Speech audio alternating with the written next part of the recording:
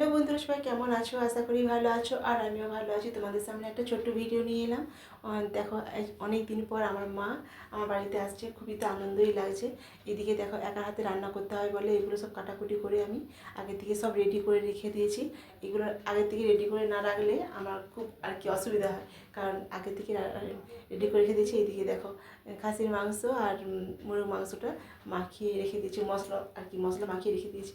তারপর ছেলেটাকে বললাম, ও টেস্ট শুনে যাবে, তাই জন্য ওকে বললাম তুই মশলাটা দিয়ে আর কি মিক্সারে বেটে দিয়ে তো বলতে, ও বেটে দিল। তারপর দেখা দিয়ে রান্না শুরু হয়েছে আর কি, হয়ে গেছে সব, অনেকটাই রান্না কমপ্লিট হয়ে গেছে, শুধু মাংসটা বাকি আছে। এই দেখে দেখো, সব রান্না কমপ্লিট করে নিয়েছি।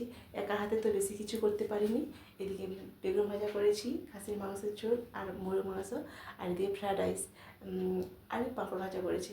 এগুলো আমার ভাইয়ের খুব পছন্দ, ওই জন্য আর কিছু সবজি করা হলো না, দেরি হয়ে গেছে বলে। আমার মারা প্রায় 12টার সময় এসেছে, তার থেকে আর কিছু করে দিতে পারিনি। ওই যে ডিম ভাজা করে দিয়েছিলাম, আর এদিকে মিষ্টি ছেড়ে দিয়েছিলাম। এই ভিডিওটি কেমন লাগছে তোমরা অবশ্যই জানাবে। আর চলো, আজকের মতো টাটা।